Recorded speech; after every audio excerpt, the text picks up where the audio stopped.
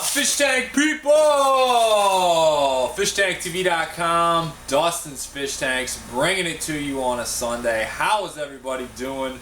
Memorial Day weekend here in the United States of America. Hope everyone's having a nice, long holiday break or whatever. A lot of people have Monday off. If you're in another country, it's when a lot of Americans chill out and celebrate those who, served in our armed forces. So appreciate anyone who's out there, serving the stars and bars and what have you in the military. Really appreciate your helping our country out. So here's what's going on today, folks. It's Sunday. I gotta tell you, I took a little break last week. I appreciate Brian, filling in for me on the Species Sunday, talking about some great cichlids down in his brother's tank.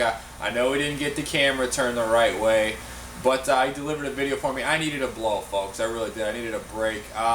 This past month, my wife finished up 5 years of her doctorate, so she's now doctor, so it's Mr. and Doctor now. Great. But, so I've been helping her the beginning of May had been pretty crazy, helping her get through that with the kids, helping her get, like a 30-page paper done, or 50 pages or something like that. I don't know, it was ridiculous. So I was like, playing a lot of Mr. Mom or whatever, so we needed a nice break. So I took a little over 10 days off, so I appreciate that. I appreciate people's patience too. I know I ran out of a couple of my fertilizers for some folks. Your orders go out on Tuesday, so thanks for that. But I got my summer haircut on and what have you. So today, before I get rolling, I want to talk about two things. I want to talk about balance, and I want to talk about this Aquascape I've been working on here. But first, I got a couple of questions for you all. I'm thinking about doing some other visits to aquariums and having like fish tank people meetups there. Here's what I was thinking. Obviously, I'm in Kentucky. I'm thinking the closest aquariums to me are the Shed, the one in Chattanooga, like the Smokies or whatever. I've seen signs for it.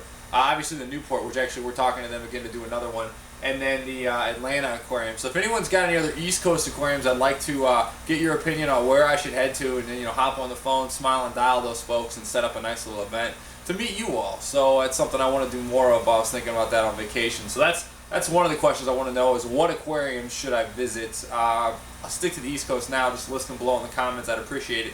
The other thing is are any good aquarium podcasts out there? I feel like I'd like to connect with more people in like a different setting. The one-on-one with Rick was well received, and I think people just having dialogues with people is good. And I'd like to get on some podcasts.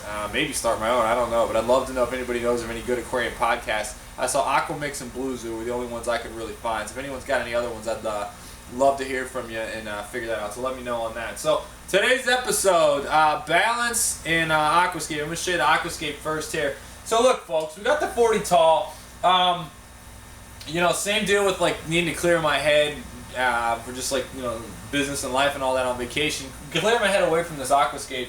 Coming back to it was a lot of fun because I saw like what it needed like right away. Like, oh, boom, boom, boom. So it's not done. Look, they're never done. But here's what I've been doing.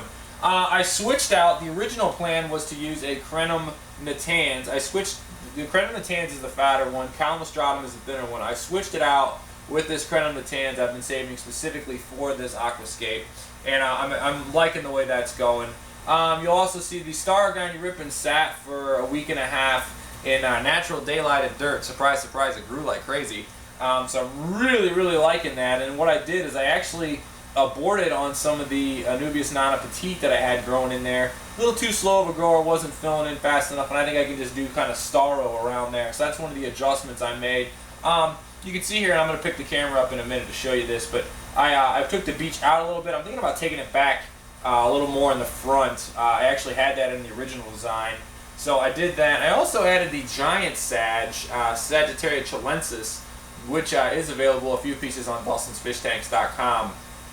I like the way that is because it's not going to get much taller than that. So the Crinum Natans is going to have the full height, and then the Sagittaria, or the giant Sag, or Sag chilensis, is going to be kind of like at the middle height, which I do like the way that's going. I also added some Crypt Parva. Ryan Osborne, eat your heart out. I'll email you, bro. I know you owe you some of this. Goldfish member Ryan wants some Crypt Parva. I've been really happy with the way it's adapted. It looked like it was growing above water, and it appears it's doing just fine with that in this tank. It's a little like straggly and kind of just getting used to being in there. So I added that. And I think I like the way that's gonna turn out. I feel like that's gonna straighten up and kind of look pretty solid right here to go, like, you know, a little height here, and then I got the sag here, and then I got the big Crinum going all throughout. So I like the way that's going. I'm not sold on the front here. This part, we'll make it work with the Stauro. I'm definitely loving the Stauro. So I also did no more plants on the beach. That was kind of, I wanted to try it out with the Stauro to see how it grew. It grew great in there. Unfortunately, I do have dirt underneath there. I'm not concerned about it because it's not that big of a layer, but I lowered the level of the sand down a little bit to kind of get that down more slope there. So yeah, no more plants on the beach, and I also added the hygrophila here, which is a plant I'd like to get more of. So that's what I'm doing. It's always an adjustment. There's always something happening. I also added the Anubias here. I feel like that softened the wood a little bit. And I was reading an interesting article in the Aquatic Gardener, and it talked about, they did these aquascaping contests, and they had basically everybody, you couldn't just bring in a tank that you already had done. You had to like get all your stuff there in one spot. And it was interesting because I complained about the hardscape with this, because the hardscape is the hard part. And the old Penderson, I believe the guy's name is, he said that the good aquascapers they had a day and a half to do the stuff. They spent, you know, at least half of that time or more figuring out the hardscape. So like I said, the hardscape is the hard part. So look, I'm not 100% sold on this wood. I like where it's going though. I think with the Crinum getting bigger, it'll be all right. Get some growth in around it. So whatever, we're working with it. But I just think that's an interesting part because it's hard to find good driftwood, folks. It really is. Like, you have to go through, like, the Manzanita box that I bought. I bought a huge box to whittle down to, like, the, you know, 6-8 pieces I have in my 220, and I'm still not 100% with those, but it takes a lot of driftwood. So just know that it takes a lot of driftwood. You're not just gonna like, oh, ta-da, this is the one. Like, it takes a lot of that, and then you gotta modify it. So hardscape's the hard part. But anyway, I'm rolling with this one. I just thought that was interesting to note that the people that were doing these really professional, like, award-winning aquascapes took, you know, a whole, like, you know, more than half a day to just, like, figure out the hardscape. So that's what I'm doing. I also want to show you guys this. Check this out. I got a guide about algae coming out here pretty soon. I'm going to do what I did with the Dirted Tank Guide and kind of just release a few copies of it to get some feedback and make it better. But it's about algae, and I want to talk about I've been able to, I had algae problems in this tank. This is a greenhouse tank, obviously, this is not Aquascape, but you can see I finally got it dialed in here with the right amount of light, right amount of daylight, and the right amount of CO2. I've been doing the passive CO2 in there. You can see the little, you can see that right there. That's like the rest of the CO2, and I pump it in underneath here, and it fills up, and then it passively comes out. And obviously, it's not the best looking thing, but it's out here in the greenhouse. I don't care. Crypts are fine. Now Rotella's fine, the giant sage, Liguigia, Wisteria doesn't care. So yeah, that's what I'm doing. I got the crypt parva down there for some of y'all. So I wanted to show that, and then down here I'll just show the close parts here.